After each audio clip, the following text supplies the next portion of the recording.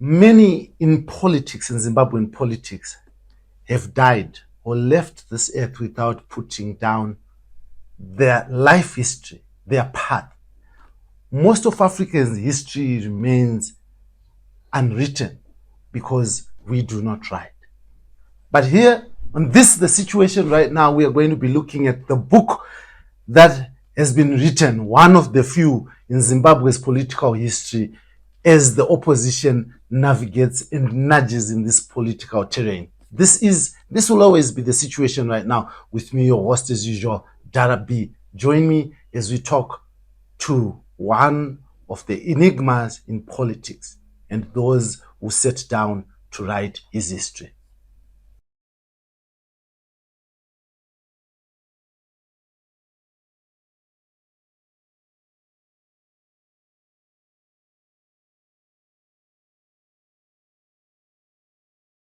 Welcome back to the situation right now. With me, your host as usual, Dara B. Now we are going to be talking to this book, Footprints in the Chains, the life story of Job Sikhala. Now, Job Sikhala has put down a book of pain, tears, and betrayal. But we're going to dig in on this episode to talk to those who are responsible for putting this book together and the man himself who has suffered the pain. Now, thank you very much, Honorable Job Sikhala, for joining us here on the situation right now. No, thank you very much, Dara. Welcome back. You know, it's the first time for us to have an interview since you were released from prison. We welcome back, and thank you very much for continuing doing what is best you have been doing for the people of Zimbabwe. Keep it up. Don't be threatened or intimidated for you to carry out your duties. So thank you very much for inviting us for this very important interview. Amazing. Thank you. Now, I want to introduce you to the author of this book, Footprints in the Chains, the life story of Job Sikhala. Mnyaradzi Angelo Sawano, my brother. Welcome and thank you very much for joining me. Thank you, Dara. I believe this is not the first interview between the two of us. We've had one before when I was launching, when I was about to launch the Poor Man's Cartel. Don't want to say welcome back from college, eh? And I've also written about this man who has been in college for more than 69 times. So yeah, thank you so much and welcome viewers. No, thank you. We will get deep into what you put in this, but before that, I just want to read something here.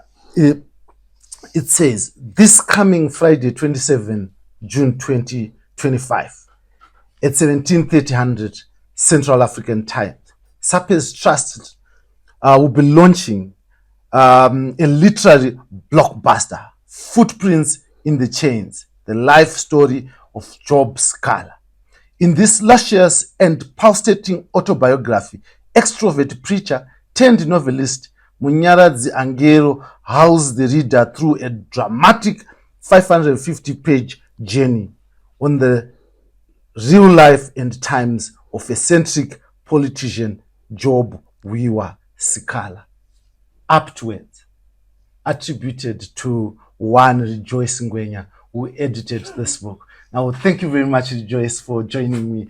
I'll start with you as I allow you to dance with you edited this book. So as an editor, mostly our jobs as editors is to cut the long short story. So I want, the long story short. So I want you to cut this 550-page book short for us. Thank you very much, Blessed, for the compliments. You know, when you are going to be editing a story about Job Sikhala, be prepared for the long haul.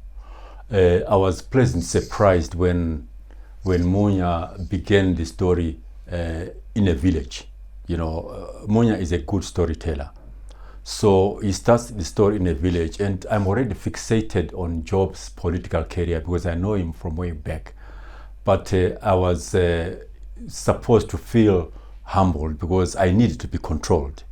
And I also needed to control the pressure or the emotional outburst that I know Munya about. So he starts as a village boy, like any other person, you know, herding cattle, and like any other child, he goes to secondary school. But I could already sense certain signals that I was reading about a boy who was going to make a difference in people's life, you know. But you could already sense a certain rebellion in this character that was emerging, you know, at school, and his relationships with his fellow villagers. Then Munya does something clever. He says, "No, I want to move you from this setting to the next setting at university, but I'm going to come back because I'm used to continuity, you know." But the fact that he quickly brought us into the frame of student activism, it now prepares the reader. And for me, it now also gives him an opportunity to tone down, because Munya is a preacher, you know, Blessed is a preacher. So you know how preachers, they say a lot of things.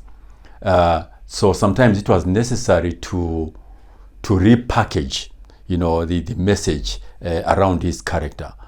But we go back to the village, and then he talks about his experiences. Then suddenly I have to contend with the fact that this man wanted to be a preacher.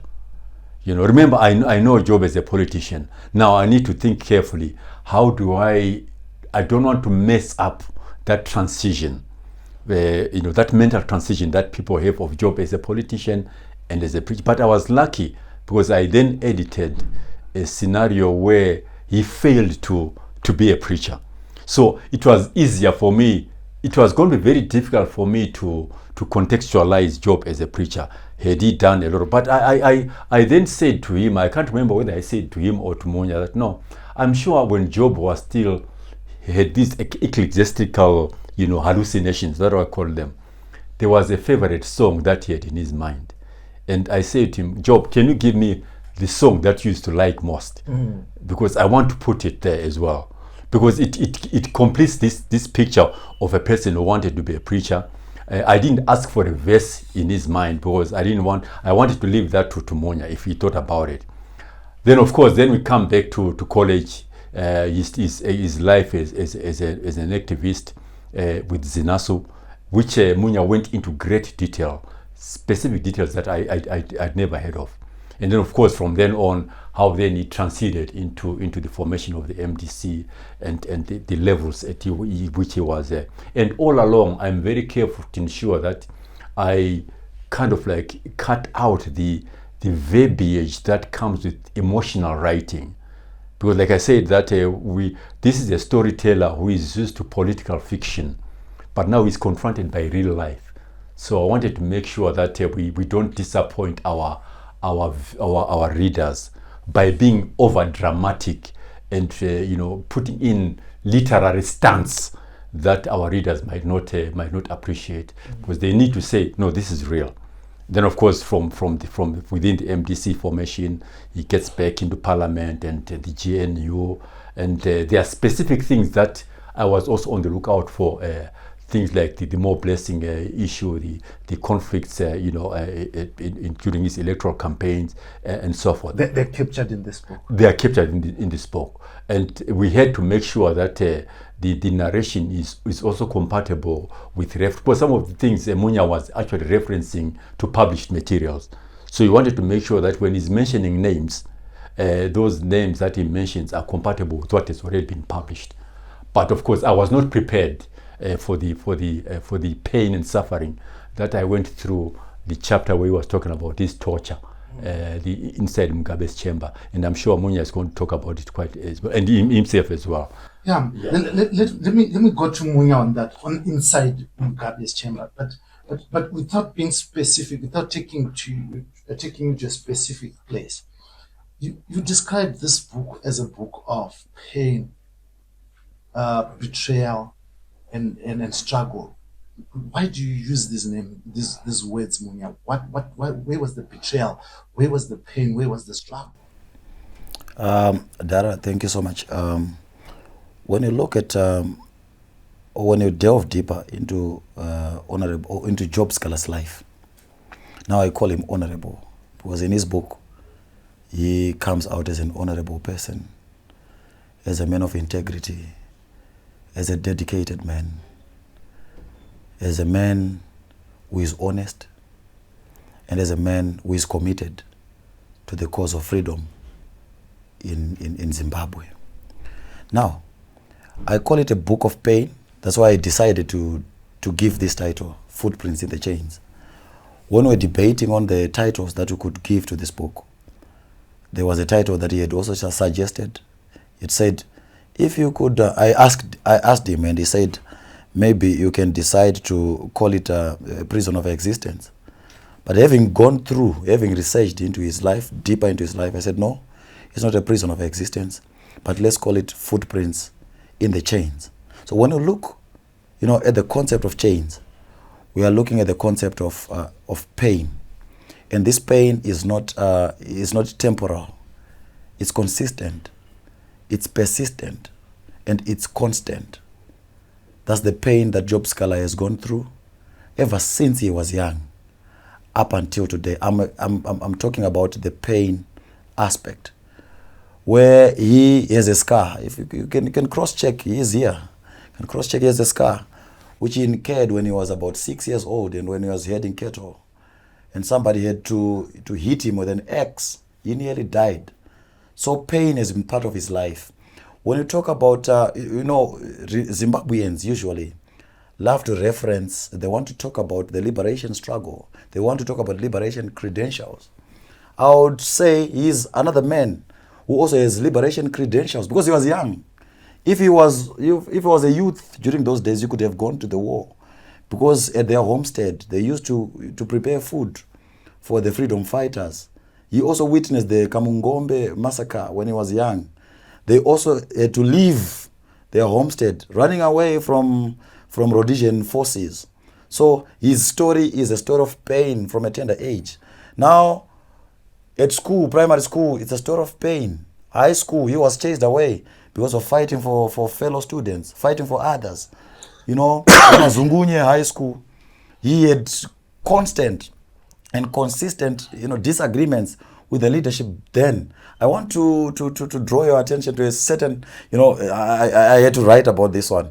When he was with his English teacher, a German guy called Podzwait, in the English class, and he was asked, they had been asked to complete an English statement, and he said, whites in South Africa have to be killed because they are refusing to release Nelson Mandela from prison. There was a time, actually, Job, when you talk about pain, when he had to spend almost 2 terms studying on his own because he had been chased out of class because of his political activism. So his story is about pain. I'm now transiting to betrayal. Now, he joins, student activism. Job Sikhala has been arrested for more than 69 times, both by the old dispensation and the new dispensation, more than 69 times. Nobody in Zimbabwean politics, even mainstream or whatever opposition politics, has been arrested for, such a long, for such an, a long period of time. 69 times is a long period of time. Job Sikhala has been arrested. He's been in chains throughout the rest of his life up until to the present moment. Now, when you talk about betrayal, you see a man who is dedicated, right, towards the betterment of his country. You see a man who is dedicated towards the freedom of his country. You see a man who is dedicated. You see, Job Sikhala, we are talking about him today in his presence. It's unfortunate. We would have wanted to talk about him in his absence. In 2000, he wins the parliamentary elections in St. Mary's constituency. And he declares, as he's giving a speech, he says to the people of St. Mary's, you see, I will never abandon you, right? The food that you eat is the food that I'm also going to eat. The water that you drink is the water that I'm also going to drink. I will not be like many other politicians who, after winning, who vacate or relocate to affluent suburbs. You see, when I was covering his story, it's a story that is emotional to me. It's a story, I decided to call it, when I was talking with, discussing with my elder here, Rejoice, I said, actually, this story is no longer a story to me. Actually, it's a manual, it's a Bible, is something that is transformative. It transforms the reader. He has never left the people of St. Mary's. He could have done so. He could have bought houses in South Africa. He could have bought houses everywhere else or anywhere else in the world. But he has stayed in St. Mary's. When I was covering his story, I also drank the St. Mary's water. I traveled to St. Mary's. I drank that water. But after having done all these things for his constituency, even for the nation of Zimbabwe, Job Sikhala has been involved in major battles. The Battle of Rushinga Tenof, the Battle of Bikita West, the Battle of Marondera East, the Battle of Kuwadzana East, where he nearly lost his life. He was actually evading bullets, live bullets that were being fired towards him. But you see, after all those, sacrifices, a man who has sacrificed his life, he meets betrayal, number one, from the regime itself, number two, from his closest comrades. And when you look at the 595 days pre-trial incarceration at the dreaded Chikurubi maximum security prison, you also see some, there are some hands, some fishy hands of his closest friends. Even when he was in the MDC, a party which he was instrumental, in its formative years. After Zinasu, there is the NCA, the National Constitutional Assembly, then there is the MDC. And Job Sikhala was instrumental. And he also went, around the country, mobilizing people, mobilizing support. And now the MDC is now famous in the nation. He's also betrayed. That's when you also look at, the 2005 split. And he said it himself that the 2005 split, I'm quoting him, he said it left some deep-seated scars, deep-seated hatred, which will take, these things will take ages, to heal. So that's Job Sikhala, a man who has been betrayed. He has been misunderstood, even when he has tried his best towards the betterment of the livelihoods of the masses of Zimbabwe. So Joyce says, in fact, it leaves you totally convinced why opposition political activism remains in the doldrums. I want us to talk about this, Joyce, before I come to Job. What motivated? What is the reason why opposition political activism remains in the doldrums? Does it tally with Munya's issue of saying that those who were close to Job Sikhala, those who were in the MDC, those who were in the Triple C, betrayed you? Absolutely. Politics, effective politics, Blessed, is made out of momentum. In other words, even if you look at the liberation struggle, it doesn't begin in 1975. It begins in 1963. Oh, yeah. When this young man, called Joshua Nkomo, Robert Mugabe, they got together to say, we want to get rid of this regime, but you are in it for a long haul. You build your political brand as you grow, your maturity and your experience. Now, at the time when that is supposed to be deployed, and you are deprived of that, you bring in another generation which has no experience, then you lose the cause. So this is why when you look at the history of opposition, which starts sometime 1998-99, if that had been maintained, if the momentum had been maintained, and the characters that were critical in the movement, if they had remained in touch with the grassroots, if they had remained at leadership level, we would be somewhere. Are you not being hypocritical, Rejoice? Because you have been also on the forefront to say that we cannot continue to be held back by those who continue to say we fought in the war of liberation, and they believe because they fought, they have the right to continue running this country. Yeah, but then, Blessed, the courage that this book is talking about is not contracted. You don't outsource it. If you are dealing with a system that we have right now, you need individuals that were born to fight. This is why I was saying initially I was excited to read about his life as a young person, because there are people that are born to fight. Now you need those critical elements within any system that is fighting against dictatorship. Now, if you are going to be if you are going to be having new characters every time in a struggle that is already held by people that have a long history, Zanu PF as a party has not transformed that much. They are the same old characters that have been there since 1964, 65, 1970. Now once then you have an opposition that has new players every time, that will let the experience, the courage and the conviction that the job seekers have, then you keep on having to reset the motions and the struggle. So this is why I'm saying that in my understanding, the disunity and the misunderstandings that happen within the opposition, they leave it vulnerable and fragmented. Again, it's a powerful system that is Zanu PF. So if these characters remained united, even after the death of Morgan Tsvangirai, you can see what happened, the fragmentations. So the movement has lost a lot of characters that would have brought it together for many reasons, or whatever the reason may be. So my point there is that the movement loses out when characters like Job are excluded in the matrix, because they come with experience, they come with courage, they come with humility, and they come with selflessness.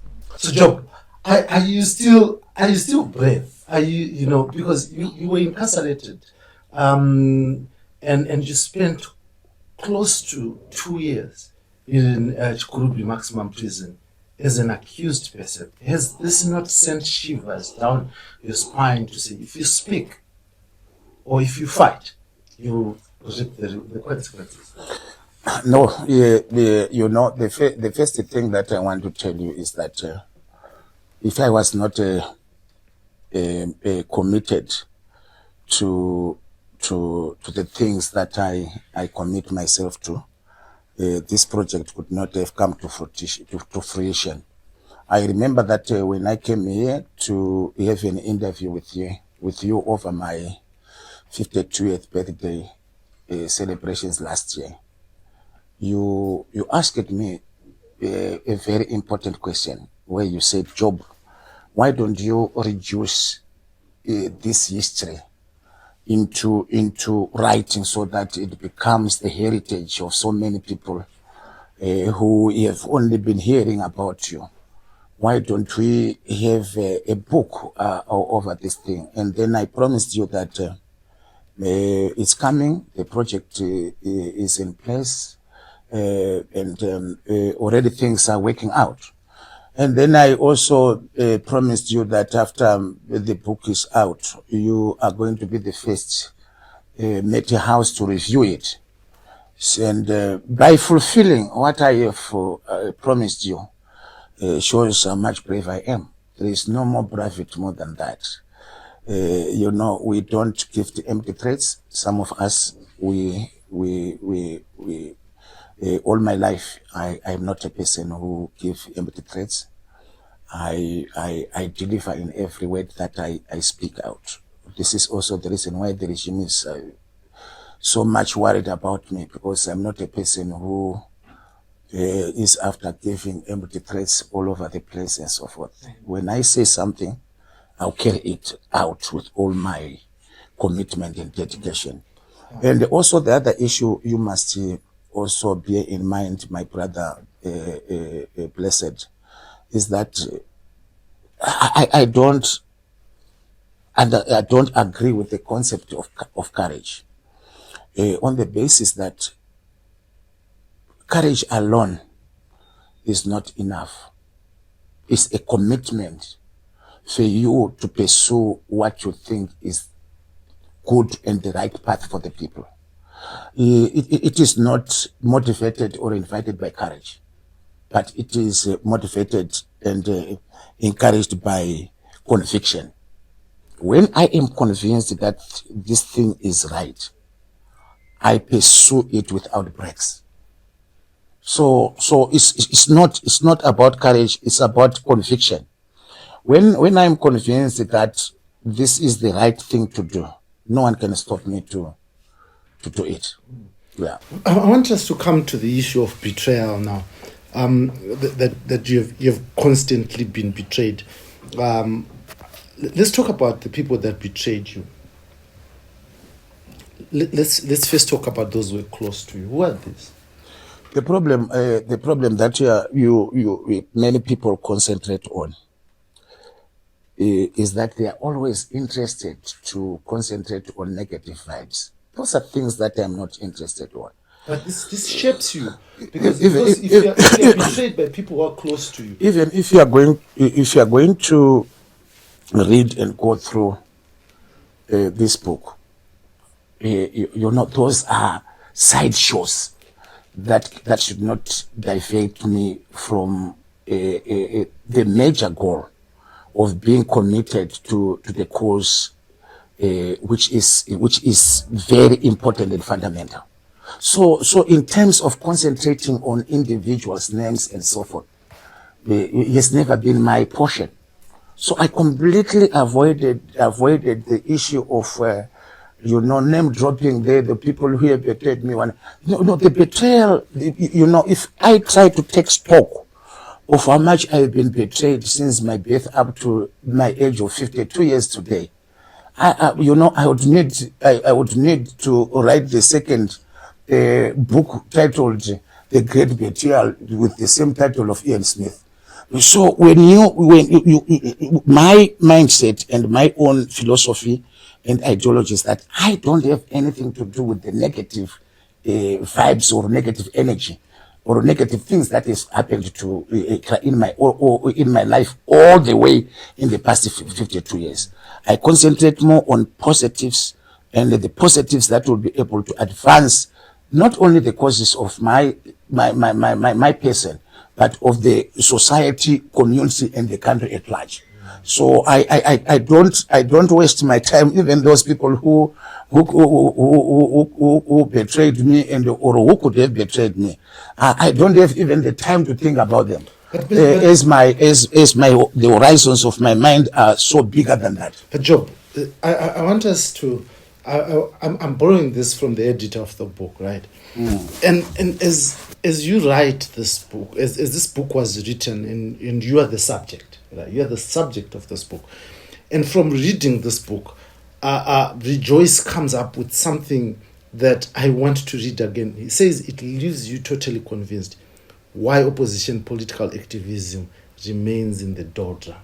And to him, to his mind, and also having spoken to the author, to their mind, this betrayal, this great betrayal, these people who betray, when you are fighting on behalf of a nation, have also driven the delay in the delivery of what the people of Zimbabwe or those that have believed in what you are doing to be delivered. So it will be important for us to know, so that as people make decisions going forward, they are well aware of people who are actually working against their own liberty. No, the problem that you are doing is that you are asking me a question as if those people who have had the responsibility to put this project in place are absent. The author is here, the editor is here. So some of those questions, you know, this product which we are having today, this one, is not as a result of narratives from me. It was out of a thorough research, which this team has carried out for a quite substantial amount of time for them to be able to bring this. So whatever they could have brought and then put it into this book that is before us today is not the product which you could apportion to me, but it was a meticulous and thorough research which the compilers of this very important book have done.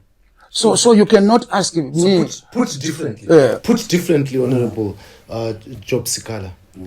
Do you agree with Angero's writing that the top leadership of Triple C, the top leadership in the MDC, betrayed you?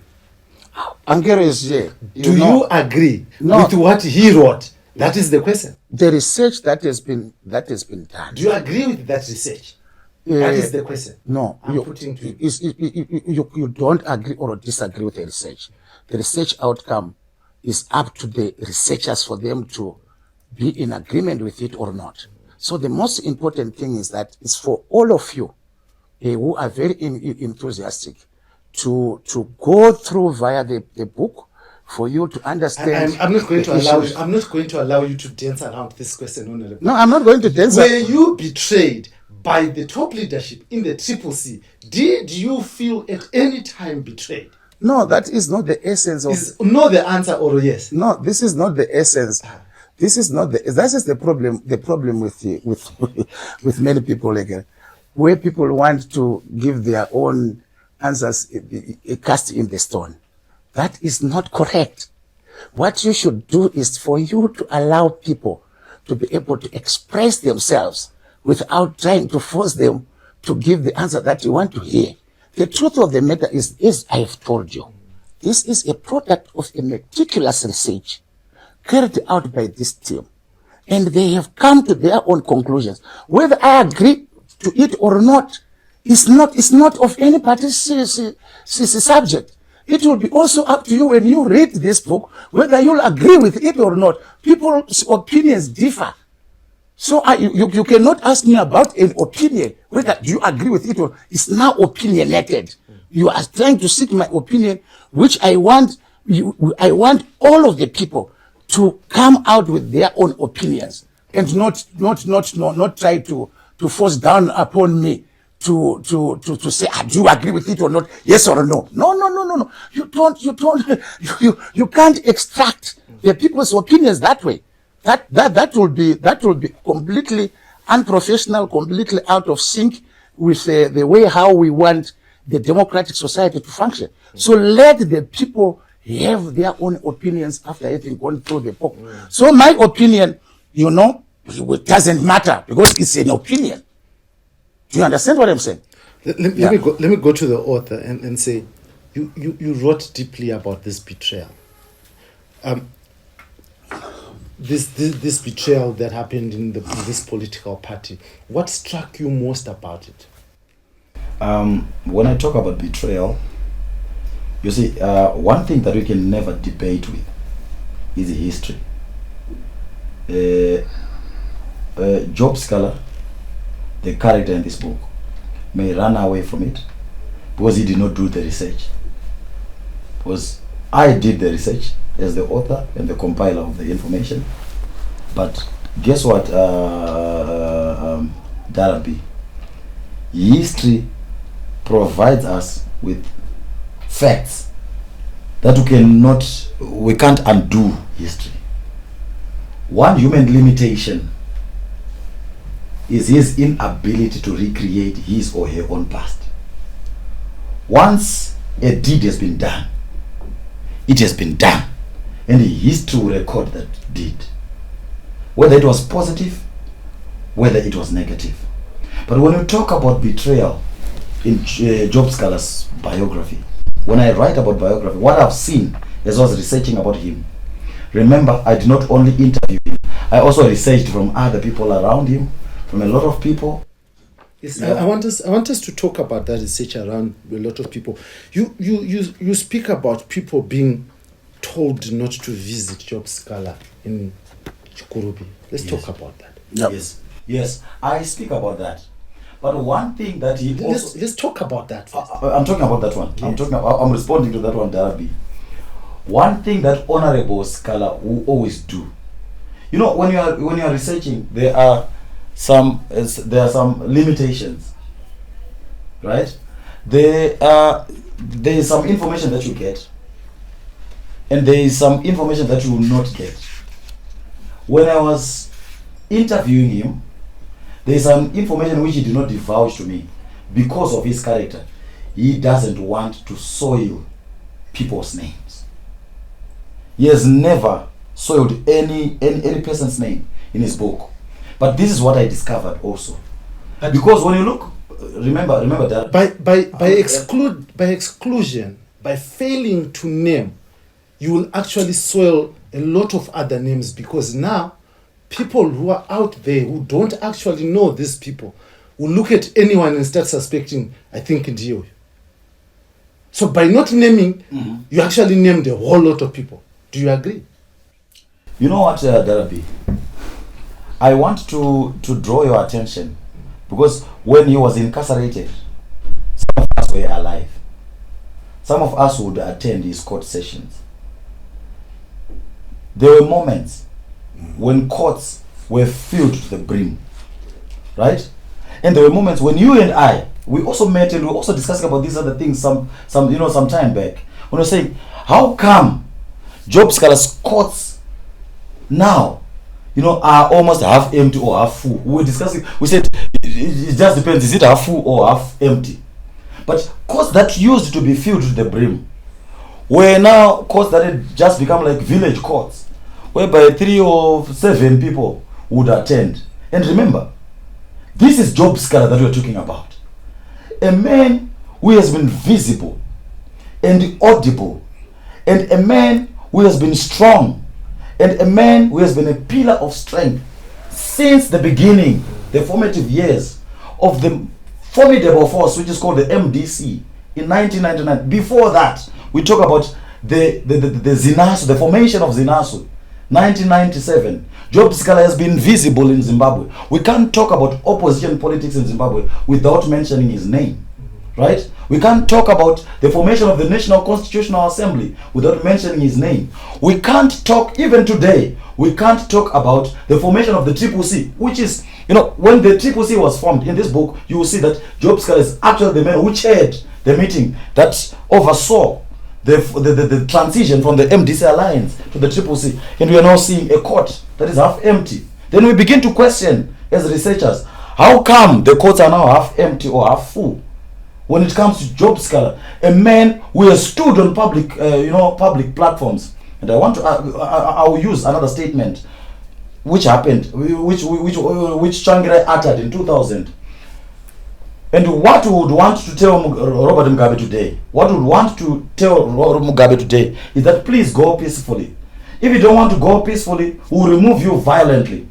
It's a statement that people ascribe to Tsvangirai. But those that are in the opposition framework, strongholds, know that it actually came from Job Sikhala. They have confirmed and affirmed this statement to be true. And they have said Tsvangirai actually uttered word for word the statements that he had been given by Job Sikhala. And they know. So Job Sikhala said those that are in the opposition formations, they know that these were Job Sikhala's words.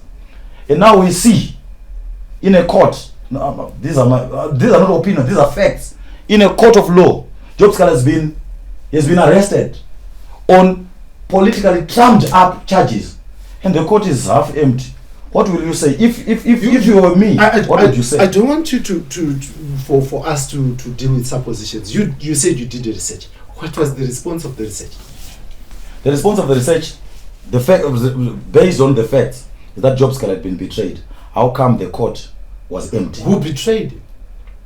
Those who betrayed him were those who knew the truth about Job Sikhala, those who had been with him from the formative years of the MDC, those who those who were out when Job was in. They were supposed to do something. You and me, Dara, if we believe in the story of democracy, define supposed to do something. You and I were supposed to fill up the courts. You and I, Job Sikhala was not only betrayed by just a few. He was betrayed by you and me, who are people of influence, who could have influenced people to go and fill up the courts if we really believed in democracy. Those that purport to believe in democracy should have filled up Job Sikhala's courts, so they betrayed him at his point of need. But Joyce, I want to. You say we need more of Job Sikhalas. In your in your writing, you say only because there's not enough Job Sikhalas around, brave enough to castrate the dragon. And let's talk about that. Absolutely. When you read the history of liberation all over the world, there are specific individuals that are associated with the liberation movement. The Che Guevaras, the Castros, the Nkomos, the Mugabes, the Samora Machels, the Dedan Kimatis, and so forth. But these characters created a cult around them. They created people that supported their movement, right? In other words, it's not just about Dedan Kimati. It's not just about Castro. It's not about Che. He had a team with him who shared the principles and the conviction that was driving characters like Job. So I'm saying there that imagine if we had just 100,000 people like Sikhala in this country. We have the same conviction, the same humility, the same courage, the same eccentricism. I say eccentric in the positive aspect, and the same selflessness. Where would the movement be? Where would it be? Because once characters like him are exposed, they are out there, the rest of us step back and say, Aziz, we think about our families, we think about our children, we think about everything else. So why is it that in a country that is under so much stress, we can only count a few brave individuals? And this is what weakens the movement, in whatever way you look at it. So had it been possible, even if you look at the liberation struggle as it is, you talked about it a bit from 1963 to whatever. It had so many people. You can't even stop thinking about the number of characters that were involved in this country's liberation. The Stidin Malungas, the Parerenya. You can't even. You need almost 15 minutes just to be counting on your hands. The Tongo Garazen, and all these guys shared the same character of conviction, bravery, selflessness, and all that. But these days, this generation here we're talking about here, we're only counting a few people. And there's no movement that can succeed with so few people because they're exposed. It's trying to do, like, for instance, political activism in the rural areas. You probably be alone. You are a sitting duck, Darabi. So if this country had more people like him, we could be somewhere. I want us to go deeper on that issue, but before I go there, I want to say that you are the editor, right? And normally I know editors are strict. They want names to be there. How did you allow this to go with this talk of a kitchen cabinet and there are no names? You see, you asked a very good question, because when I'm editing Munya's books, I know what he has in mind. I know which numbers he wants to move, which pillars he wants to avoid. But when he gave me this product, I was saying to myself, no, wait a minute. I was not involved in the research of the nitty-gritty, but I certainly know a bit about Job Sikhala because of my encounters with him in the previous years. So sometimes I would say to Munya, can you double check this thing here? There's a name that is not appearing in this thing here. And you would say to me, Amdara, that is the way that I would want that thing to be portrayed. But on the kitchen cabinet, I kind of like put my foot down. I said to Munya and Job, guys, it's not sufficient, because the kitchen cabinet story is very crucial in the transition of this movement from being a true opposition to being lethargic and weak as it is. If you understand the history of MDC, you will know that the kitchen cabinet thing is very, very critical. So it needed a label more than the kitchen cabinet. But I am neither the author nor the character.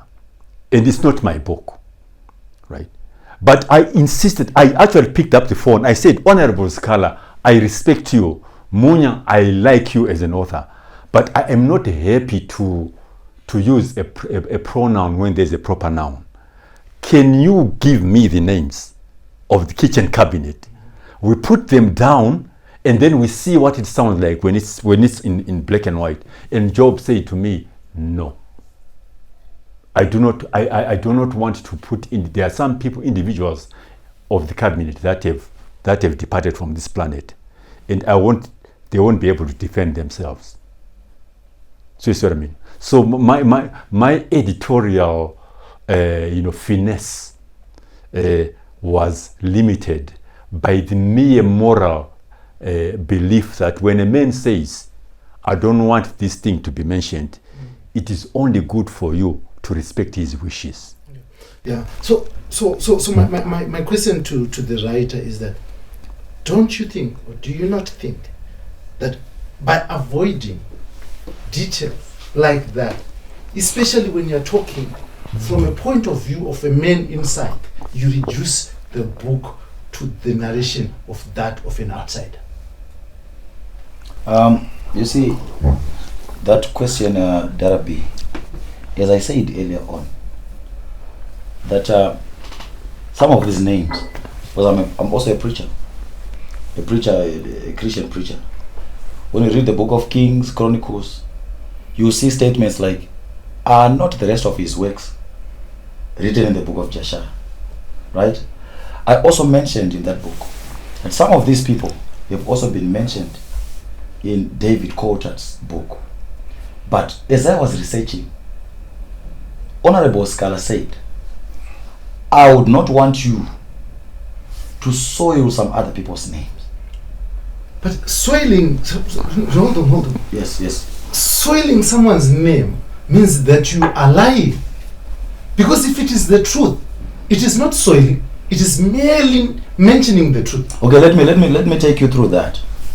When you look at the kitchen cabinet, in Zimbabwe there's been some statements that we mentioned before that we are accustomed to, like G40. There's a G40. We don't know what G40 is. We only see some few names. But as you go down with that story, you see a person who actually brought a letter. He has been mentioned in that book. We brought a letter of expulsion from the MDC to Job Sikhala as he was sitting under an avocado tree. You see. So you will see, you know, if the name is there. If you can mention avocado trees, if you can remember avocado trees by their name, instead of just saying tree, why not just name the people in the kitchen cabinet? My fear is this, that you reduce this narration to that of an outsider. Because, like, for instance, you say, we hear of G40, right? Yes. But we don't know who it is. But if you are going, for instance, to sit down with a book written by Jonathan Moyo, obviously you expect that book to reveal these things because he was inside. Yes. We have Job Sikhala. Yes. Who was inside. Yes. Job Sikhala, who was betrayed. Yes. Why can't we have the names? There is a name. That we make it more powerful. There is a name in that book. And the name in that book will also review a lot of things that were also happening. I missed the name. Can you please jog my memory? There was a man who was called Gandhi, who brought an expulsion letter. Nzimwa Gandhi. Yes. Who brought an expulsion letter to Job. I've written about that name. I also asked for that name, and he gave me that name. So that name will review a lot of names. Because that name, you know, that expulsion letter, it was not generated at the Harvest House. It was generated elsewhere, as per the narration in that in that book. So it shows you some fishy things that were also happening. So yes, names are there, but we don't have, you know, if we were going to write about names, we would have written another book again. With names. We would have done another research with names. I want to bring you to Mugabe, inside Mugabe torture camps. Their names also there. Honorable Job Sikhala. Yeah. How did you survive? How do you survive inside Robert Mugabe's torture chambers? I mean, this is a chapter in the book, and I just want to read the panel beating and torture continued unabated, a relentless onslaught of pain and suffering. Job Sikhala's captors were merciless, their blows landing with precision and calculated cruelty. His body was a battleground, a war zone, where pain and suffering reigned supreme. The torture chamber was a charnel house, a place of unspeakable horror, where humanity was extinguished. Job's mind was a jumble of fear, pain, and despair as he struggled to survive the ordeal. The torturer's words were a constant barrage of cruelty and contempt, designed to break his spirit and shatter his will. Let's talk about this. How did you survive this? I mean, this paragraph just captures the horror, the pain, and the intensity. And you're sitting here with us today. No, that's very true. You know, the horrendous incident did not only happen to me, and much of the detail will be in this book. We should not preempt it, to the potential buyers of the book, so that they will really understand how it happened. But it did not only happen to me on that particular day. I don't want you to talk about what's in the book. Yeah. I want you to talk about your emotions. How were you feeling at that time? No, do you know I what? want you to connect I was with very young at that time, and the good part of it is that as soon as we were discharged by the courts on the allegations of trying to overthrow the government using unconstitutional means, we received immediate assistance and recourse by progressive forces in progressive countries. I was flown out of the country for me to get medical attention. Firstly, he mentions medical treatment in South Africa. Then after that, I was then taken to Denmark. Initially, do you understand, some of my colleagues who were tortured with me during that period, people like Taure Magaya, are no longer able to procreate children on the basis of this horrendous torture. And some of the colleagues who were tortured with me this day, like the person who was my lawyer then, Gabriel Shumba, is now, he left the country on the day we were acquitted from the court, and he is never returned back to Zimbabwe. So the same applies to Charles Mtama, went to America soon after our torture, and then he never came back to Zimbabwe. But it was only myself and Taure Magaya who are the survivors of this torture, which happened to the four of us who are here in Zimbabwe. But the medical treatment and also the assistance that we obtained from the Swedish government, which advised it to take us to South Africa and also to Denmark for medical treatment, really assisted us, because we were battered and we were bent all over. Otherwise, we could not have survived.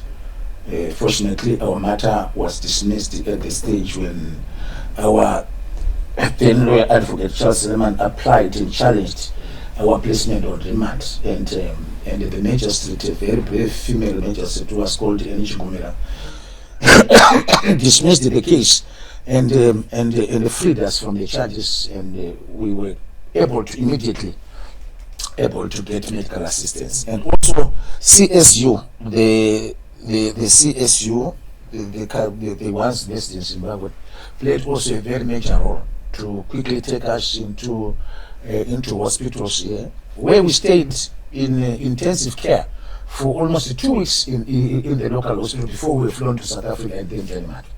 So it was not as easy as people would imagine. But after this pain, Honorable Sikhala, you still came back and flew. Yes, that's very true. You know what? It is my conviction, or something that I've always been sharing even with you, that I will never allow oppression and the deeds of evil people to determine my life. I rejected and refused my life to be dictated by the evil ones. The moment you allow your oppressors to determine on how you should behave, on how you should live, they have become victorious against you. So myself, I am naturally defiant against any form of oppression. The moment they tortured me, they hardened me more to say that I will continue defying them. The more they brutalized me, the more I become defiant. I will never allow my oppressors to determine the destiny on how I should live, the way how I should behave, the way how I should do things, or determine just anything to do with my life. The moment they do that, they have invoked a rebellious spirit in me. So I rejected that, to say, if they think that they have tortured me, they even planted a false story on the headline of the Sunday Mail, where they said that Job Sikhala is flown into exile in the United Kingdom, and he was met at the airport by Tafazon Secure with a troop of bodyguards, simply to scare me that I would go and live in exile. So specifically for that reason, I yet to say I will stand against this oppression and prove the oppressors that they have got no right for them to determine my future. I will live the way I want as long as I am breathing, because the moment when the oppressor takes control of your life, that is the end of it. They have become victorious and they have defeated you. I have never accepted myself to be defeated by my oppressors. You know what you say, Job, is in contrast with what your editor says about Zimbabweans. You speak of a spirit of resistance, but here Rejoice says that he's angry. Anger on why Zimbabweans keep tolerating national abuse while it's failing to push back the conundrum of political docility. Let's talk about that. I mean, sitting here, you hear what Job is saying, and you are angry that Zimbabweans are just accepting everything as it is. You know, Zimbabweans, we have become a very strange breed, Darabi. You know, I'm thinking of myself in the 70s and in the 80s when I was a young man, and we could all agree at school that, guys, let's go and fight, right? But nowadays we have specialized in analytical politics. We sit on Twitter, we sit on Google, you know, we read a lot about the corruption that is happening. The procurement company of Zimbabwe has been disoriented. You know, there are guys like the weakness survivors and so forth who seem to be running the system, and we are sitting there just analyzing and plan B, plan C, option this, option that, and we don't seem to be capable of doing anything. Why have our wings been clipped? Why don't we have the Job Sikhala spirit of saying this should stop? Because when you read that chapter of that torture, you are saying to yourself, if it was a normal country, the judicial system would say, can you give us a list of those guys who did that sort of thing? Why are they still free? And this man would have been a millionaire. He would have sued the system that did that to him. But as Zimbabweans, we are not doing that. This generation that we have here, the first thing they do when they qualify, when they become professional, they get a passport and fly out of the country. You know, so you keep asking yourself that what is it about our generation of the 70s and you know the 70s generation, which was able to fight against Ian Smith, had this kind of conviction, right? Fearless, you know, totally courageous and selfless. And you know, there be the kind of generation that even if a tear gas canister is thrown on 4th Street, those guys in Harare Street will be running away. And you are standing there saying, guys, the kind of oppression that this country is experiencing now is worse off than during the time of Ian Smith. So the people that have a responsibility of redeeming this nation have to be twice as brave as we were. You know what I mean? But we are not there. We are busy spending time on TikTok, you know, MyTT, you know, trivial things. And we are being actually incrementally illiterate, both socially, economically, and politically. You know, if you gave the average person a constitution of Zimbabwe right now and say, can you find a clause that relates to your welfare, they won't be able to pick it up. The generation doesn't read. They don't. You know, it's almost impossible to figure out at what stage this generation here will correct the transgressions of this country. That is what I'm saying. That docility and lethargy is one that really, it embarrasses me as a product of the 70s. Wow. I want to come to you, Sawan. How did you pick the words, the appropriate words to use to describe this pain that is described in here in Gabi's torture? Did you get emotional? I mean, when you put a piece down. I'll be honest with you, Dara. When I covered that chapter, when I went to interview him, because I could not interview any other person apart from Job Sikhala and his fellow colleagues. You said 4, there were 5. There was also Bishop Magaya. Yeah, sure. Bishop Shumba. Yeah, Bishop Shumba, the brother to Gabriel Shumba. So I went to his house, and we had a discussion. I wanted to cover this one. I had done some other researches, and then I was about to cover this one, the inside Mugabe's torture chambers. I also coined that statement, that heading, inside Mugabe's torture chambers. So it was in the evening. There's I had an aide who has assisted me, who escorted me. So he was seated over there, and Honorable Sikhala was narrating. I had heard about his ordeal. I had heard about his experiences inside those chambers, but not as much had been shared with me. So I wanted to know, So as he was narrating, I have a tendency of asking questions, because we also want to write the facts, the full facts, the complete facts about this story.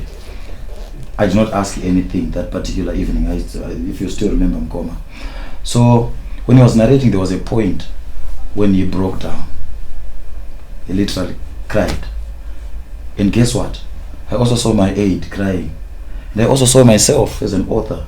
I was not supposed to attach emotions to this thing. I was just supposed to share the facts, to share this history. I also saw myself breaking down. Then guess what? Then I stopped the recording, and he said, "Mwana wangu, let's meet some other day." I left without saying goodbye. I just left this place. So when I sat down, these narrations were still vivid in my mind. When I tried to reach out to his other friends, they did the same thing. That was we call it the apex of brutality. That's the apex of injustice, where a person is tortured up to that level. And when you look at some other statements, when he was hearing, you see somebody takes an electrified phone, puts it on your ear, and do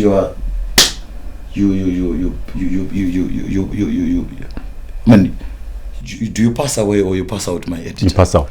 Pass out. You pass away is dead, yeah. He was dead. He was dead. And when he was recovering, that's why you need an editor, yeah. When he was recovering from consciousness, he hears people saying he's recovering, and they are saying, if he doesn't wake up, where should we take him to? Should we take him to that dam, or just throw him into some type of acid and he just disappears? You see, when you read those things in therapy, and you try to connect them with some other strange things that have happened. And I suspect that is what they did to Ted Samara. I'm telling you. That is exactly what should have happened to Ted Samara when this Ted Samara still remained in the ministry. I'm telling you. And you are the author of that book, Therapy. You should have failed to gain conscious. You see, you are the author of that. That's the most painful chapter to me in that book. People are interested in the 595 days pre-trial incarceration, but when you look at that, and you are writing, and you are also a human being who is living within the same context, and you are saying, maybe after writing this book, I don't know what will also happen to me because I've shared this story, and a lot of people have tried to write his biography, and after some few reflections, they run away. And they say maybe the same thing will also happen to me. Let's share it as it is. So there is no way I could have not attached also emotions to this thing and found some proper words. I don't know whether I put some proper words into that. I was also emotional as I was covering. I was actually in tears as I was writing that chapter inside Mugabe's torture chambers and many others. Rejoice, did you have any struggle dealing with that particular chapter? Do you know, there be like I said in my review, that when I go to this chapter, because I'm very sensitive to abuse, I hate abuse so much. I said to Munya, I almost forgot I was an editor. I began reading the story to is this real? Are there human beings that can do this to other human beings? Is there a black man? Just put a comma. He actually added, and he said, such people, he added a comment, I removed that comment, he said, such You people, did? Yeah, he said, such people deserve to die, to be hanged for whatever they So you removed without my permission. Okay, no. Do you know, it's a laughing matter, you know, but you have been in prison before. Do you know that the average person cannot take prison for one night? The average person. No ablution, no fresh air, no. So I removed my editorial, you know, responsibility and read the story first, and then understood what Munya was trying to say. And then I said, right, Munya is trying to express pain and suffering which he did not suffer. In other words, it's like you or me writing about child labor, right? I can write about child labor, but it's somebody who is in the delivery room who can express that.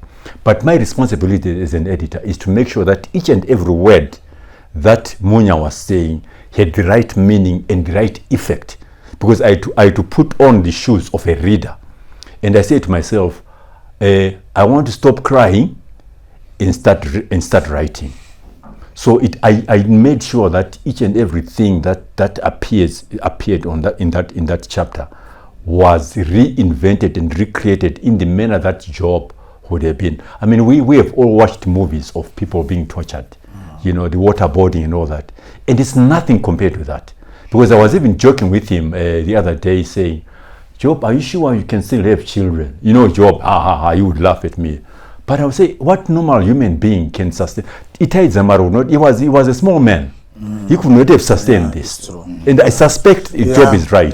This is how that young man left this earth.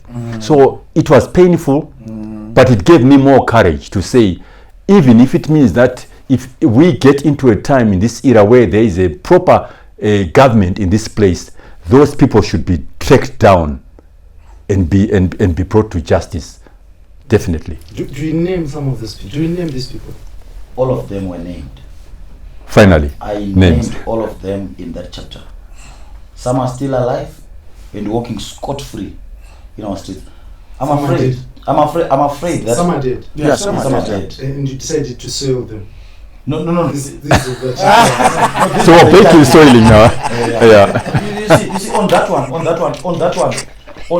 Darabi, I was not merciful with him. I have to be honest with you. On that one, I was not merciful with him. I said, Mdara, if this thing is to come out, you have to give me the names. On this one, you have to give me the names. I also reached out to his other brothers who were tortured together with him. I said, if he refuses to give me the names, please give me the names.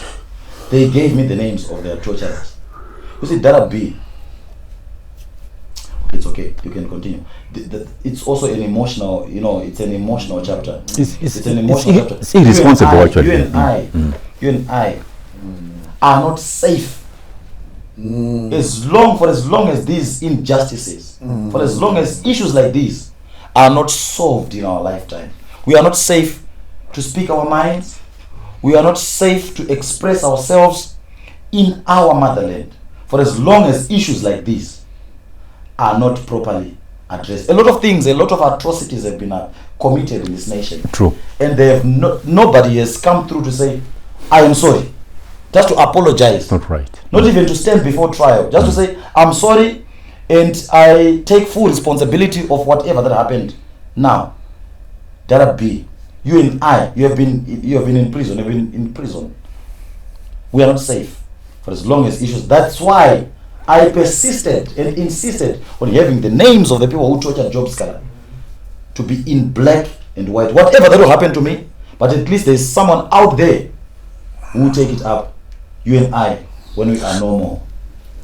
Now, I just want us to take a break, and when we come back, I want to talk about the part that you say people are most interested in. There were over 500 days in prison. But I want us to look at that part in terms of the Constitution of Zimbabwe, in terms of the law, in terms of the rights that are given to the people of Zimbabwe. Now, join me after this break. And this is the situation right now. With me, host as usual, Darabi.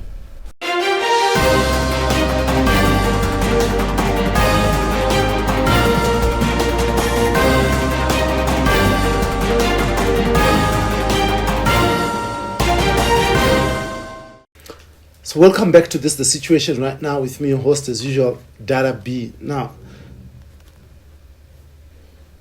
one thing that has happened in Zimbabwe is that we have a constitution that gives everyone certain rights.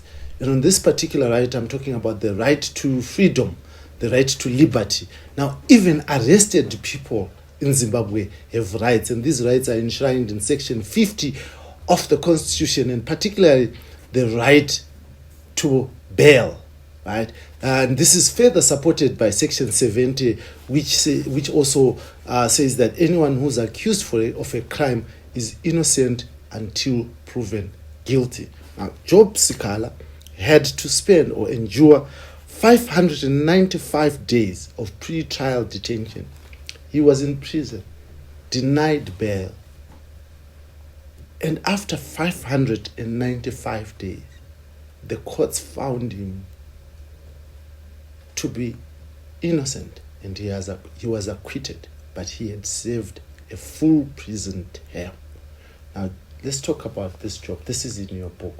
Maybe I'll start with you, Rejoice. This, to me, just by me reading, sounds like it's lawfare, punishment before trial.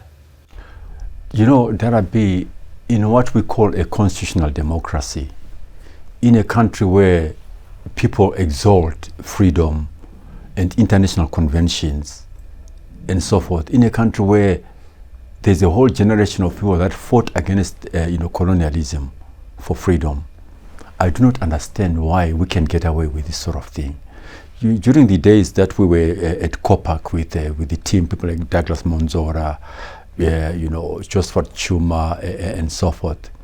One day, when we got to those clauses that we were quoting, I said to Douglas, when you were addressing the team, you were very emotional, and he says to me, I was once arrested and denied bail, and I want to make sure that this book that we are working on, this generation of constitutionalism that we are talking about here, there is not a single prisoner, not a single citizen who will be detained without trial and detained without a due course of law. But it happened again and over again. So it means that, as Africans, we don't understand constitutionalism. As Zimbabweans, we don't understand law. We don't understand the meaning of the importance of the supremacy of the Constitution. Why is it that a person can be detained even for 3 days without being afforded bail? It's because we are being run on a system that is totally insensitive to the tenets of the law. And I believe really that I think Job should have taken these guys to the cleaners. That individual who took that that decision of keeping this man incarcerated in prison does not deserve to be a judge or a magistrate. It shows a lot of ignorance in the way that interpretations of constitutions are supposed to be done. Now, Munyanadzi, have you ever been denied bail? No, I've never been denied bail, but I've been denied bail in the footprints in the chains. I see myself being denied bail. A lot of Zimbabweans are denied bail in the footprints in the chains. The life story of Job Sikhala. The nation has been denied bail in the life story of Job Sikhala. So I am saying, in short, I am also suffering together with Job Sikhala, fighting together with Job Sikhala in the footprints in the chains. That 595 days pre-trial incarceration, I'm also in there. Yes. So I was talking to ordinary citizens and asking them about their confidence in the justice system in Zimbabwe. Maybe I should call it the judicial system in Zimbabwe. And I was asking someone what they would do if the police called them to say they are interested or they're investigating a certain matter around them. What would they do? They voluntarily walk to the police station and hand themselves over and say, I'm here, you are inquiring in this matter, can we talk? And most of the people shockingly told me that, no, we will not. because the moment we get there, we never know when we'll be next free. Probably we'll be denied bail for 2 years or 3 years. And after 3 years, someone will tell you, you are innocent, you can go home. Now, do you associate with that thinking? Darabi, I have to be honest with you. Having gone through this book, this life story of Job Sikhala, having researched about him and many others, having been a person who has also had the privilege of living during these times, from the formation of the MDC in 1999 to present, having followed opposition politics as a student of opposition politics, having seen the goings on in this nation, you know what I can safely say, and this one is coming from me. If ever you are arrested on issues to do with opposition politics, because this is what I'm basing on, issues to do with opposition political activism, you are never right before the courts of justice.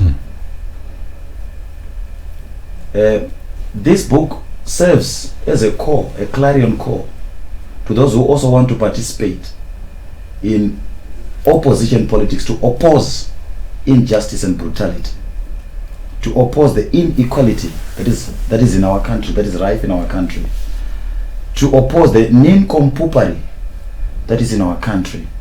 That if they want to participate, then they should be prepared to lose their own lives, because once they close you in those dungeons, whether you are right or wrong, there is a certain man who sent an attribute called put matches for fear of victimization. He had been incarcerated. He was for 56 days as they were campaigning. He was a master. He was a campaign manager for another aspiring MP somewhere else. You see, they were locked behind bars for 56 days. You also, Darabi, would also concur with me. You are a journalist. You were arrested as a journalist because you're just covering a story for doing your job. For as long as your case in Zimbabwe involves opposing the status quo, be prepared. Even to, I'm not talking about only the prison, be prepared to lose your life. Those guys will kill you. Job.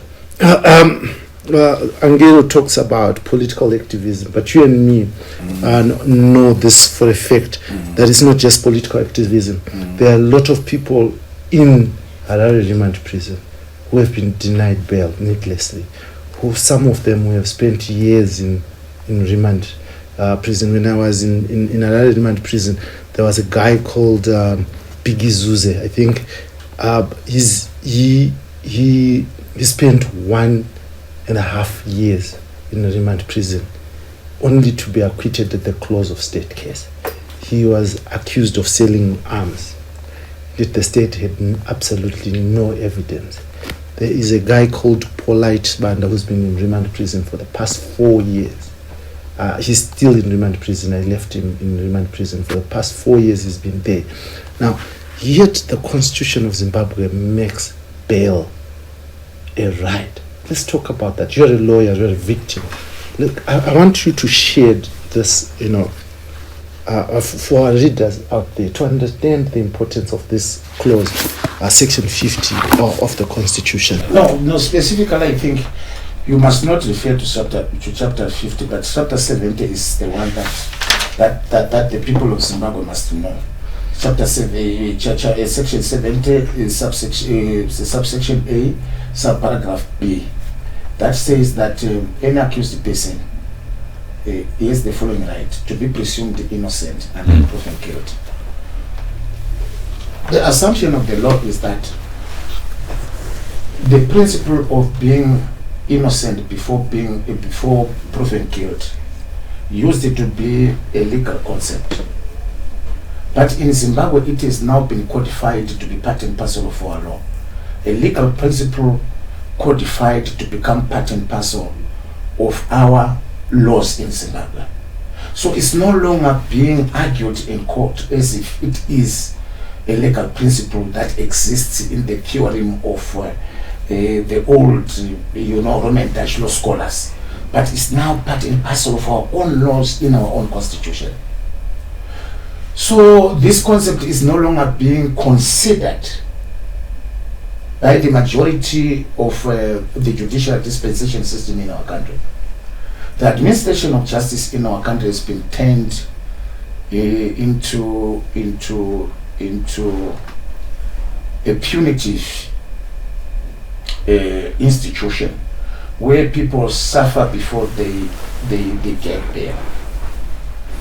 But also not dismissing what Munyarats is saying, that those people who face political matters, those who are always accused of issues to do with the issue of challenging the current status quo, are always finding themselves at the receiving end of this regime. And because we are living in a dictatorship, the dictatorship that we are currently living under is the worst dictatorship ever in the history of mankind, like what Rejoice has said, that the current regime is worse than that of Ian Douglas Smith.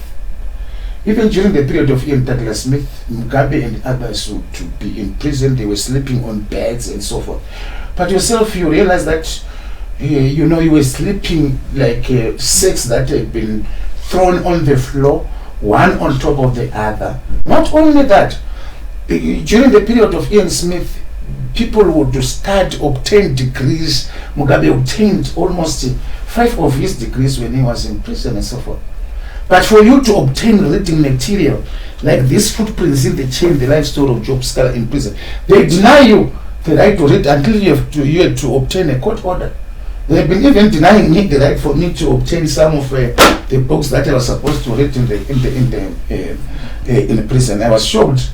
One illiterate prison officer who could hardly construct one good English sentence of 7 was saying, "No, we need to read this book first before we give it to Job Sikhala." That was the biography of Chris Hani.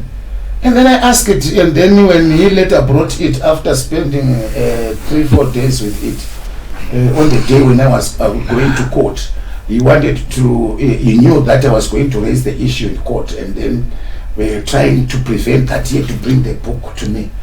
I asked him, "What have you learned out of this book? Can you just give me just a brief He couldn't hide. This is just a life of someone here, so there is nothing wrong with reading this. So I said, "Why were you keeping this book away from me when it has been brought by medical practitioners?" So this is the kind of a dictatorship that we are living in Zimbabwe. It's no longer about the issue of law. When you are facing political matters, it's the issue of making sure that you suffer before justice is delivered to you. It's the dictatorship that thinks that it is flexing its muscle to make sure that pre-trial detention will keep you away from your daily activities and away from your family and away from losing your that is what we call the loss of your liberty arbitrarily using state institutions. So they have transformed courts into platforms and forums to settle political scores, and they are now using courts as the vehicle to make sure that those who are opposed to them are punished enough before justice is delivered to them. Honestly speaking, you realize that after your 82 days in prison, there is completely and absolutely no any evidence on your case. Even if they will try to procure a fake conviction at the magistrate's court, no reasonable judge will uphold such a fake conviction. It will be overturned by the High Court, like what happened to all of my cases when they tried to procure fake convictions at the magistrate's court.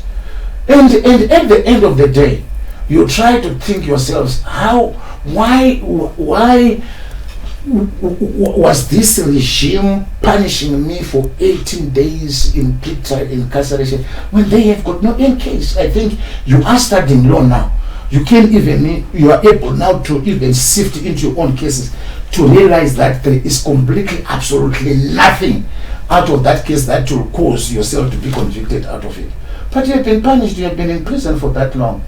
You were not able to practice your journalism, you were not able to fend for your own family, you missed your family when you were in prison and so forth.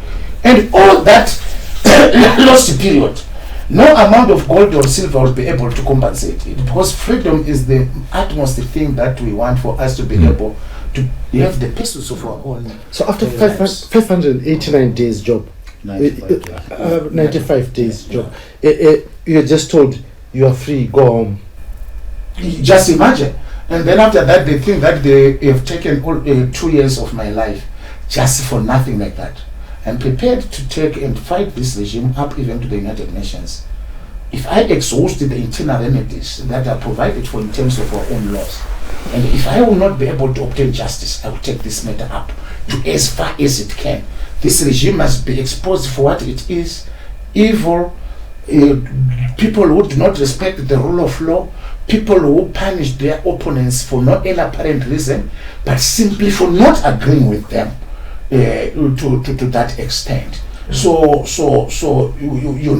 we should never let evil go unpunished and challenged. That is the duty and the role for every responsible citizen of this country, not to allow those with power to abuse it, against the general interest of the people of Zimbabwe. So I will not allow them to go scot-free on this one. I will fight to the bitterest end.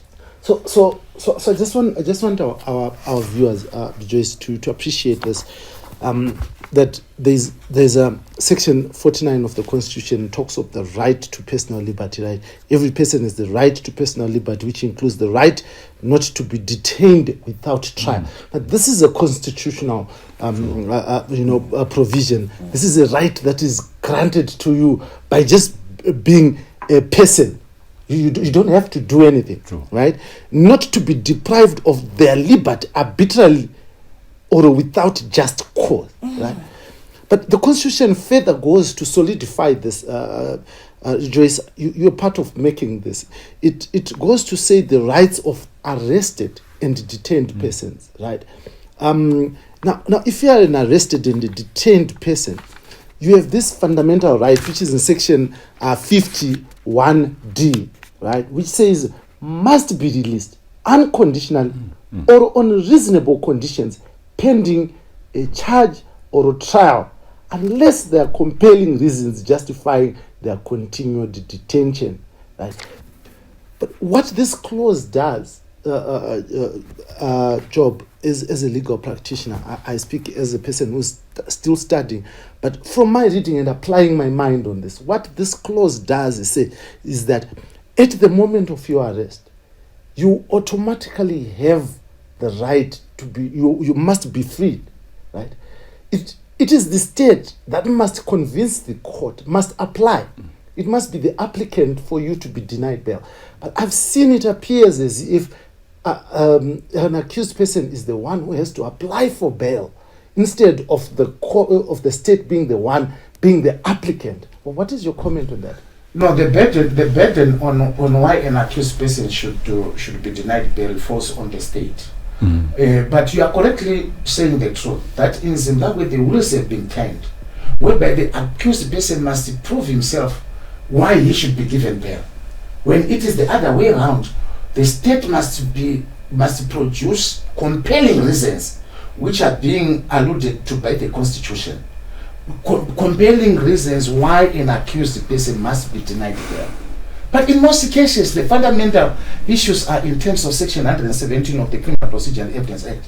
Will the accused person interfere with witnesses? Does he have? Is he off fixed abort? Is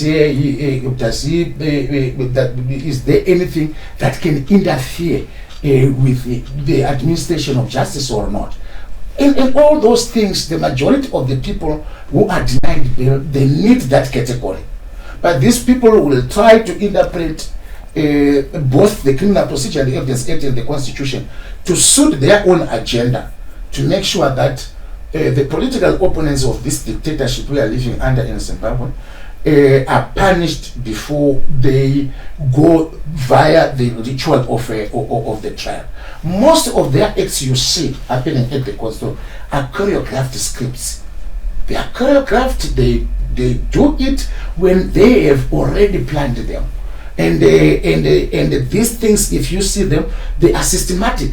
For my trials, if you read my my 595 days under pre-trial detention, you will be able to understand how the judicial system in our country is being run.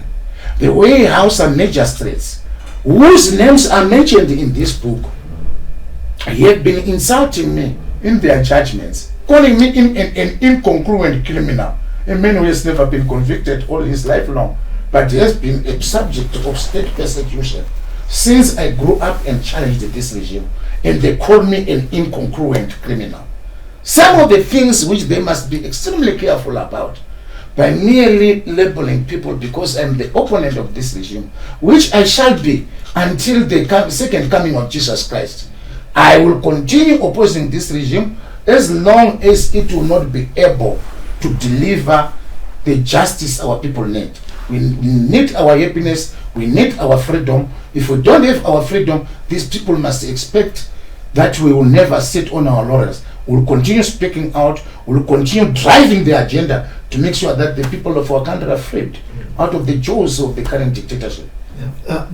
Joyce, when you were wording this constitution, did you have satisfaction that these clauses will bring some relief or will protect the people of Zimbabwe? Absolutely, Darabi. You know, we had it in mind that this government is run by lawyers, because the president was a lawyer, the Minister of Justice a lawyer, the Permanent Secretary a lawyer, Chief Justice a lawyer, the Chairperson of Judicial Service Commission a lawyer, the judge a lawyer.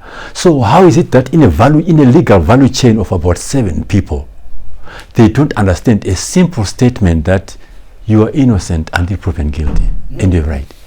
And we cross-compared constitutional provisions from different countries. It was my responsibility, you know, to check what the Ugandans say, the Kenyan constitution, South African, and so forth, and see how much simpler we could put it so that this constitution is able to be read. It was my responsibility to address the parents, Baberek, Mshase Baberek, Taswika pa close, not our nation freedom, yenyu. Do you understand? Do you appreciate when we say kana mwana asungwa hana moswa kusukira anzi abatwa moswa 18 nazo? We put it, Chinengo then puts it in English. So I do not understand why this captured system is failing to understand a basic principle of humanity.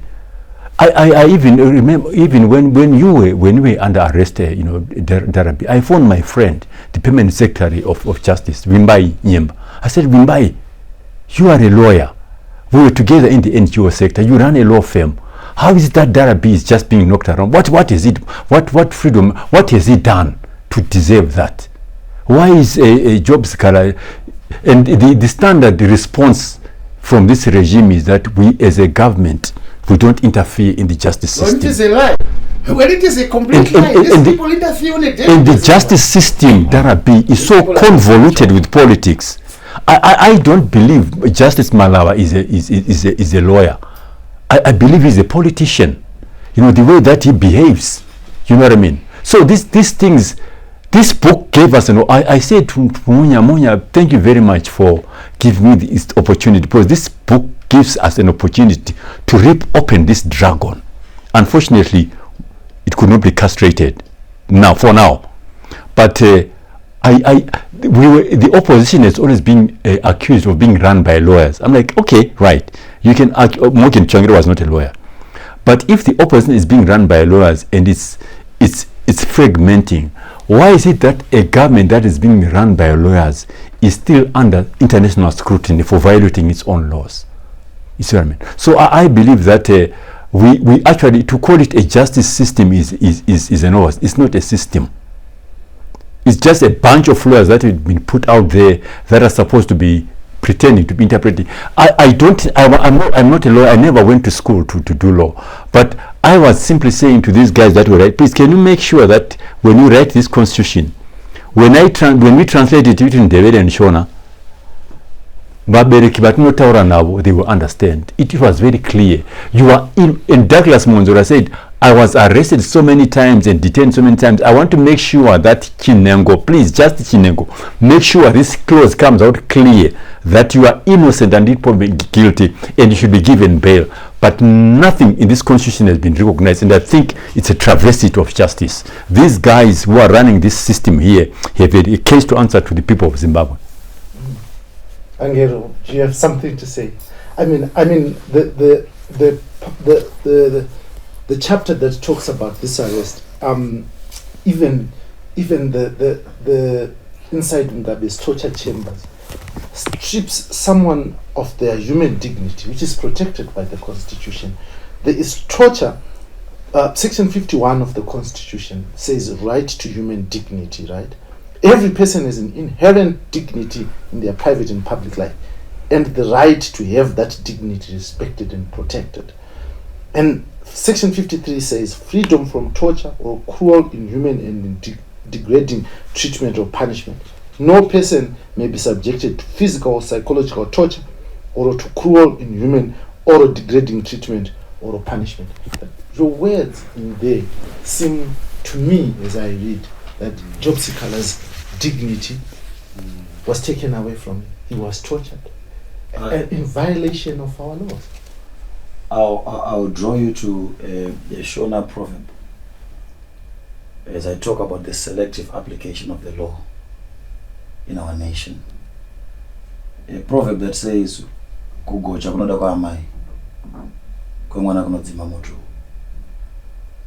It's actually saying, let me coin another one and say, kugocha kunoda kwa vane simba, kwa sina kunopinza mjeri kunouraisa. You see, those with power would do, they can go an extra mile in violating visibly, audibly, this very Constitution. And when they go to prison, before they go to prison, when they go to court, they are in suits and ties, being driven by motorcades, being escorted by motorcades. But those that are innocent, you see, when you read this book, you see that Job Sikhala's crime is his innocence. But he would go to court every day in leg irons, handcuffed. That's how he also stayed in prison. Every day the state wasted resources in making sure that there was a, should I call it a motorcade, that was escorting him to prison. Even that prison van, he was being escorted by armored vehicles, as if he was a third degree murderer. But he was innocent. His crime being his innocence, the selective application of the law. Why? A person would then ask, why would then the state subject him to this dehumanization? And then this is my conclusion based on what I've discovered. 2023 elections were coming, and the state knew, let me say the incumbent knew, that with Job Sikhala in the opposition matrix, In the cockpit. yes, they would not make it. You would not allow them to rig the elections. Then they said, what then should we do? Then they cooked up a story. Why was he arrested? Then you see, he actually uttered a statement saying, after the death of Mo Blessing Ali, a person who had, divided into three parts, the torso on its own, this other part on their own, right? Having been brutally murdered. And Job Sikhala utters a statement, he says, Mo Blessing's ghost will come to avenge those that have killed her. And tell me, kuti inyika ipi yoyo kuti munotora munhu ataura that statement? Which other nation on planet Earth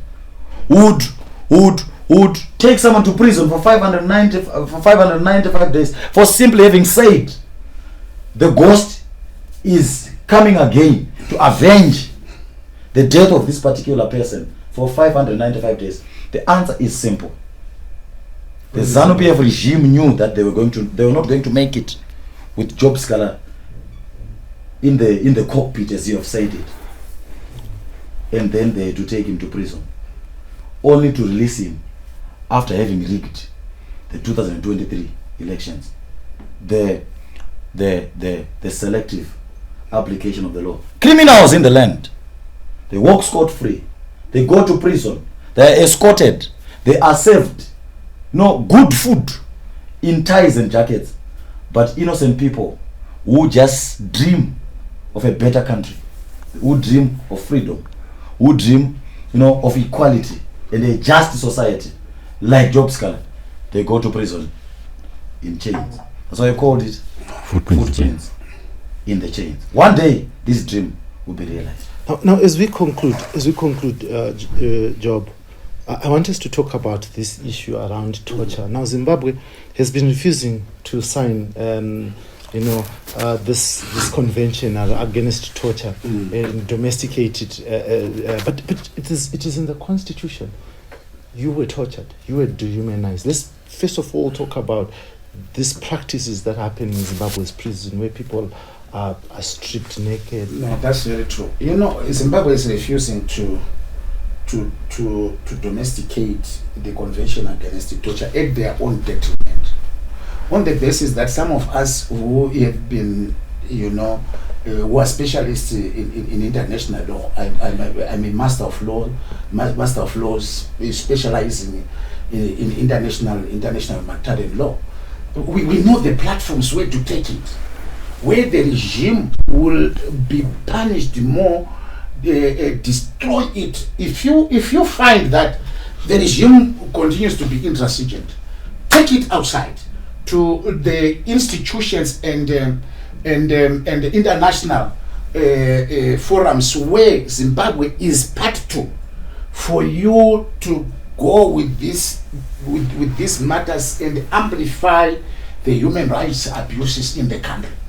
There are so many platforms, the African Commission for Human and People's Rights, not only that, but also at the United Nations Human Rights Council. There are quite a number of many other bodies there that are going to deal with these matters. When Zimbabwe, you must keep Zimbabwe on the table of these international bodies for it to be the debate of human rights abuses, and make sure that the dictatorship is exposed as much as possible. Because here in Zimbabwe, our opportunity to obtain justice is so locked. So we must be able for us to use the application of international law to approach international forums who are mandated in terms of international law for them to preside over issues of matters of human rights that happens in member countries. So there are many platforms. If they have refused to domesticate it, and this matter was taken to the African Commission for Human and People's Rights by Gabriel Shumba, one of the cases that was argued for many years, and the Professor Ansinkule from the late Professor Ansinkule from Zambia was the lawyer of Gabriel Shumba at the African Commission. And Zimbabwe lost the case when Patrick Shinamasa was the Minister of Justice. And they were asked to compensate Gabriel Shumba for the torture that he has gone through. And the matter which he is still fighting today to make sure that that international judgment is domesticated here. And it continues to expose this regime as one that perpetrates the abuse of human rights. So the fight must not only be in the courts, but must also in the international forums, where you will expose this regime to international ridicule and condemnation. So Professor Lovemoma Duku normally says that law sometimes should be taken to the political space because because politics is the one that actually controls how law at the end of the day is because those who are in power who have the majority in parliament pass laws and pass acts and stuff like that, and it normally reflects the politics of the day. But I do think that it's very important for us as a people to look at how we. No, that is Professor Lavmo Maduku's interpretation of the relationship between law and politics today. But in actual fact, when he was teaching us in the past, before I think his new ideological thrust, and also because you also have to understand that lecturers themselves, they are human beings like me and you. They've got their own ideological thrust and the way how they see and interpret things in terms according to their own political convictions and ideology. The relationship between law and politics is that the law must not be answerable to politics, but politics must be answerable to law. So Professor Lavmo Maduku's interpretation is that citizens in the government must live on the whims of those who possess political power, which is wrong. But rather, those who possess political power must live in accordance with the laws of the land, because the law equalizes all the citizens of this country. So Professor Maduku's interpretation is a new interpretation. He is now teaching your generation. But during our generation, when he was our lecturer, he was completely teaching us that, exactly what I'm telling you today, that the law must determine politics, not the politics to determine law. The moment when we do that, when the politics usurps the right of the law to determine how states must be governed, then we are now in a typical banana republic. And that is not the way how we want to transform our country into. We want our country to be among those countries that respects the rule of law, that respects the fundamental, important and sacrosanct doctrine of the separation of powers, where the judiciary will execute its role and duties independently, where the legislature, we know parliament debates issues and become the really, playing its oversight role without interference of the executive. But in Zimbabwe at the present moment, there is no way you'll be able to separate the executive from the legislature and the judiciary. Everything is dictated, not only from the executive, but now from an individual office. Some of the things during the period of my trial and my case is that some people were telling me, no, Job, we are obtaining even telephone calls.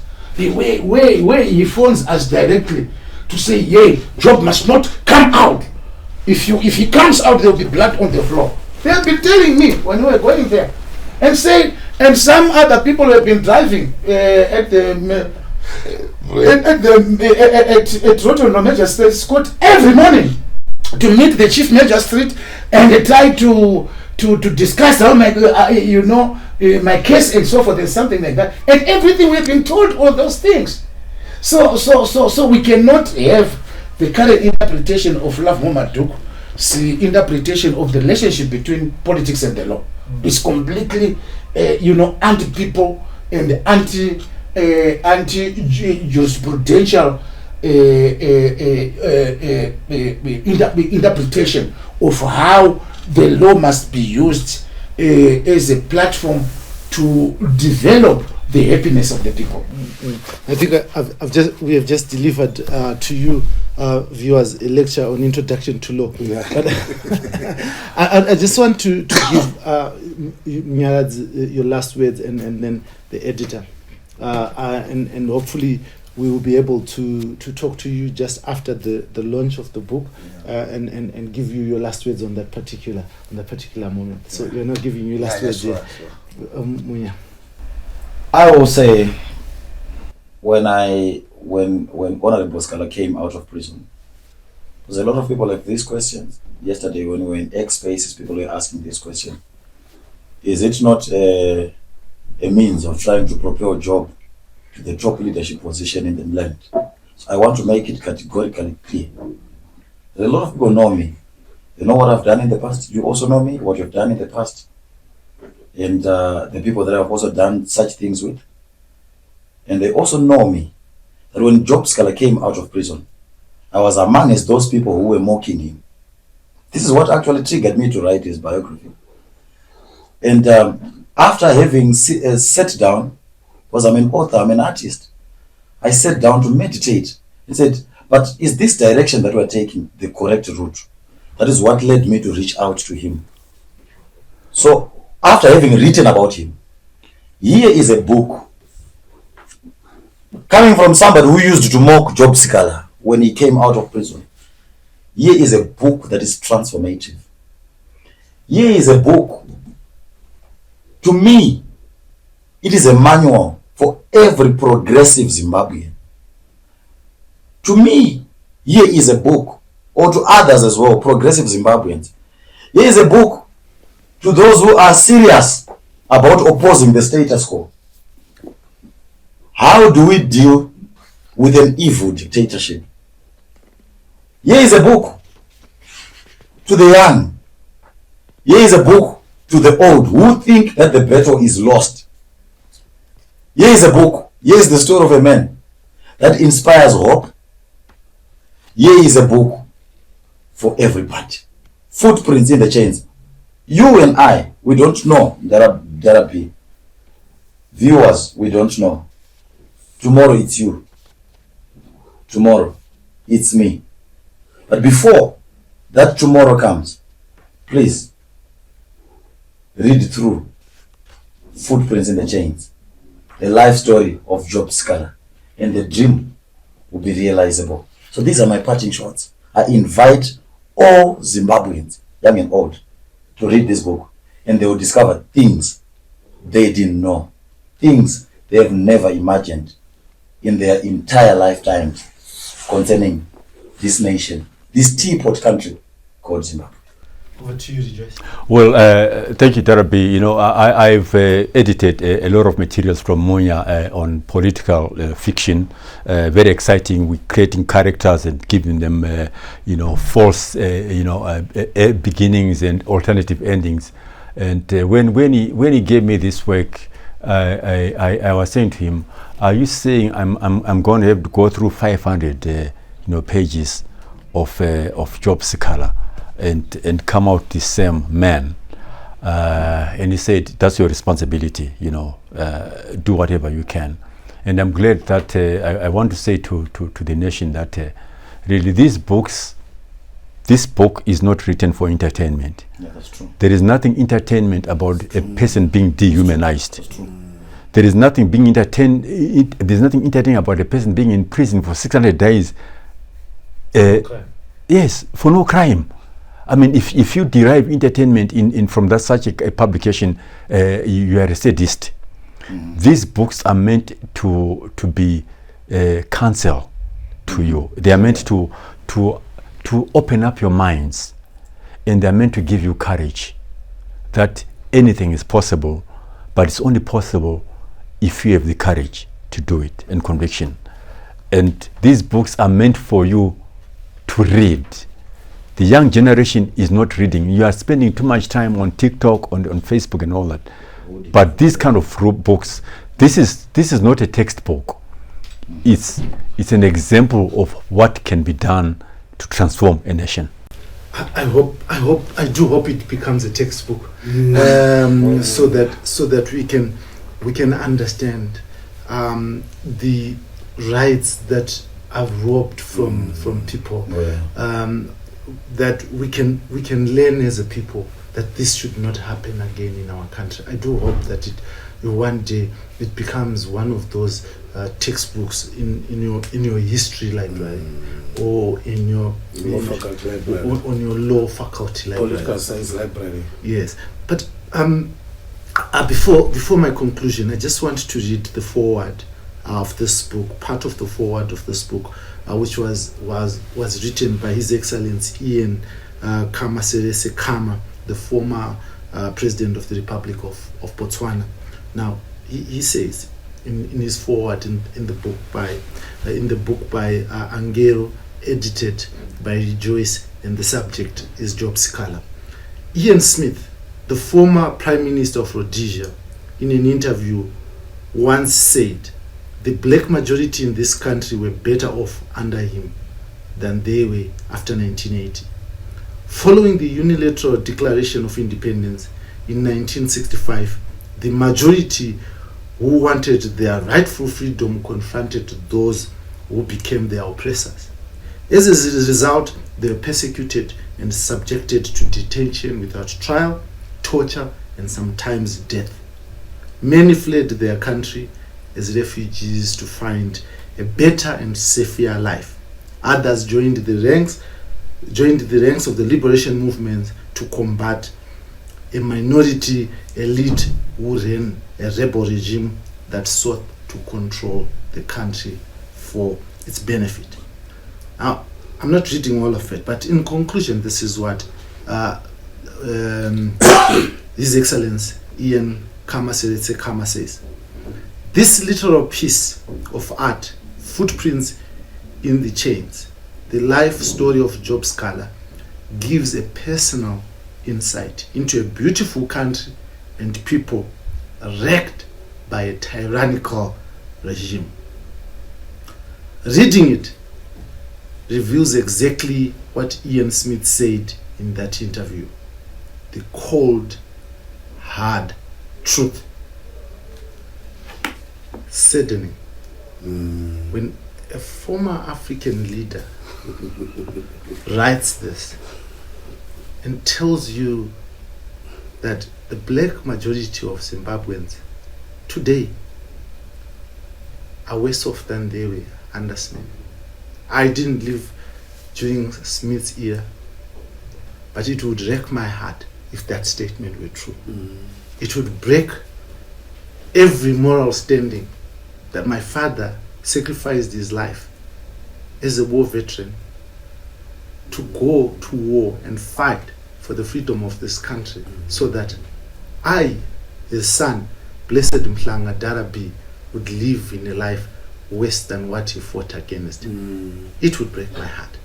But this is, and this will always be the situation right now, where we ask the questions that matter, where we answer here through our guests the questions: so what?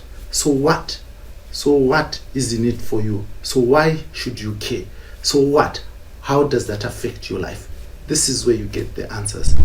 Thank you for joining us here on the situation right now. With me, your host as usual, Dara, Blessed Mhlanga, with the Mudara Rejoice Ngwenya. Thank you very much, guys, for being a wonderful, such wonderful guests. But my parting shot is: the liberties, the rights that are put in this constitution are not for display. The efforts that were taken to write this constitution and to give it life are supposed to be transformed into true meaning. We must fight to ensure that these rights are respected, because by nature, those in power, if they are not checked, they will trample over this book, the same that gives them that power, which is vested in you and me. Until next time, thank you very much for joining me. Thank you.